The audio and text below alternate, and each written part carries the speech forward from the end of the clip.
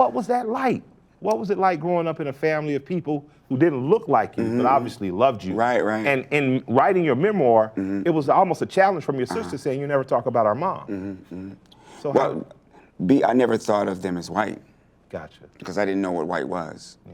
You know, when I from 18 months to 5, that was my family. So what I knew was love, and I knew friendship, and I knew honesty. Like, my family talked about a lot of stuff. We had discussions, and you know, we were very, very, very tight. So I didn't know that. I didn't know anything about black and white until I turned like 5. And what happened at 5 that you? We moved from Fort Collins, Colorado, to Washington D.C. And we moved there during the riots of '68 when King got shot. Gotcha.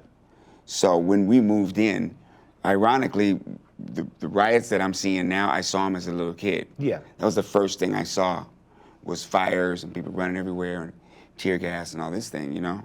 And me and my sister, and my brother going, what the hell is going on? Yeah. What have we moved into? You know, so it wasn't until a couple of days later, and until things calmed down, maybe it had been a couple months later, we went out to try to play with the kids. Yeah. You know, and the black kids that I didn't know were black then beat our asses every day. And they were calling my sister and my brother white cracker. Yeah. And they were calling me white cracker lover. Yeah. This is when the black and white stuff came in. So I went to my mama, I got mad, you know, I'm like, why are they calling me a white cracker lover? I like graham crackers. Yeah. You know? Yeah, I mean, I'm 5. White crackers are kind of dry. You gotta have water with them or something, or you gotta have some macaroni salad or something. You'd be done died of a white cracker, you know? But you have a graham cracker, you go down and slide on down with some apple juice, you know? Sweet, yeah. Yeah, so she said, that's what people your color call people our color when they don't like them.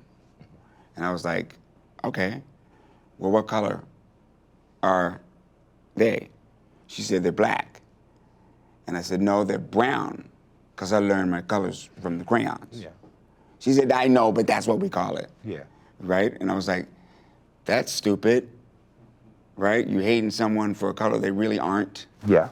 You know, we eventually moved from that neighborhood to the suburbs as something that would really change.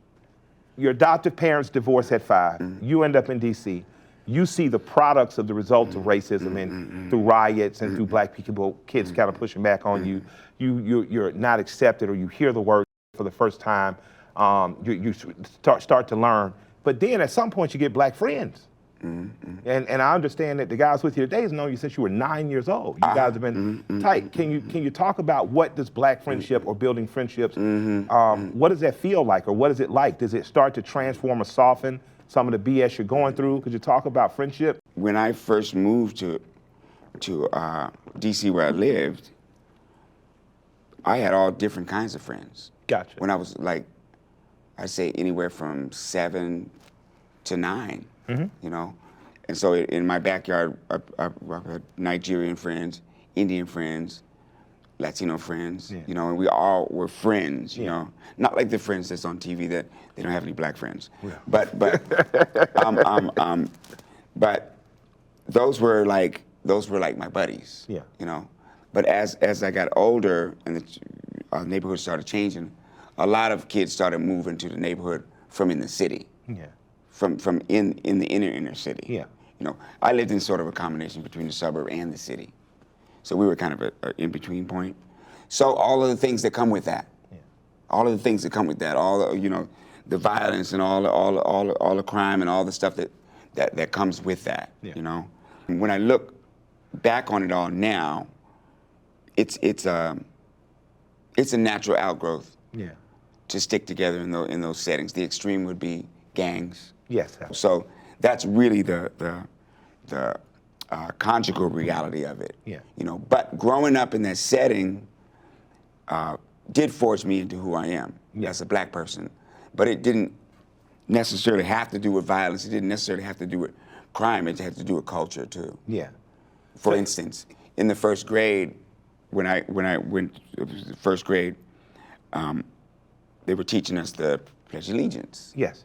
So I threw up the Black Power fist. Yeah. You know, and I got in trouble for it by the principal. And they all walked me down to the principal, and it was like, this guy's, you know, he thinks he's a comedian. That's the first time I heard that. I'm like, maybe one day I will be, you know. So I get down to the principal's office, and he's like, you're the funny guy, you know. So he called my mom. I'm like, you don't want to do that, boy. You don't want to call her. She was something, boy. She come in there. She said, what's the problem? And they said he raised the Black Power fist in class when we were doing the Pledge of Allegiance. And she said, that's all he knows about himself. That's what he knows. You know, he knows about the movement of his people. Yeah. He loves James Brown's Say It Loud, I'm Black and I'm Proud. It's what he knows. Yeah. Now, he will learn what you have to teach him, but it's like the first day of school. Yeah. You know? And then I got in trouble later on, but